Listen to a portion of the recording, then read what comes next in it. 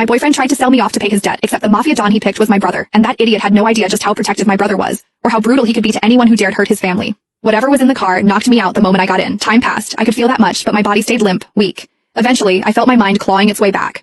Not fully, but enough to hear. Miles was on the phone. First call, he was yelling at someone for pushing him to repay a debt. Then the second call, it was a call to his mother, telling her he wouldn't be making it to Christmas dinner. The third call was different. Miles's tone dropped, soft and submissive. Sir, I know it was generous of you to let me leave and try to gather the money I owe the casino, but I still couldn't come up with everything. So, like you said, I brought my girlfriend tonight. Maybe we can try that thing you mentioned, handing her over to your Don. He hesitated. I'm willing to do whatever it takes to clear my debt. A pause. Of course, I'll make sure she behaves. I'll tell her it's an honor to be chosen by you. I know how much grace you've shown me by giving me this chance. See you soon. Panic crawled under my skin. I tried to move, to sit up, but I didn't have the strength to lift even an inch. Soon, the car jolted to a stop and Miles leaned over, cupping my cheek. I forced my eyes shut tight. Eva, you looked so stunning tonight. I knew you wore that dress because I said I was taking you home to meet my family. He lowered his voice.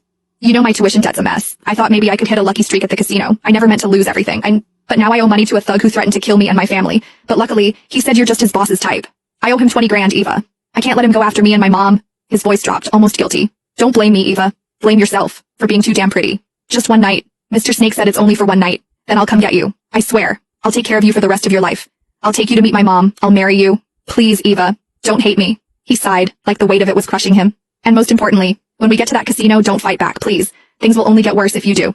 I managed to twitch my fingers. They brushed against the hem of the dress I was wearing tonight. Miles was right. I'd put it on just because he finally invited me to spend Christmas with his family. I remembered how I smiled, how hopeful I was, how foolish to think we were actually moving forward. Turns out he was just selling me off. 20,000, that's all I was worth. Miles could have asked me for help and I would have given it, but instead his pride decided betrayal was easier. My thoughts spun, scrambling for a plan. I remembered the bracelet on my wrist, the one with a hidden alarm. One press, and it would send an SOS to my brother, along with my location. The problem? I was still too weak to move. So I decided to wait for now, gathering what little strength I had left.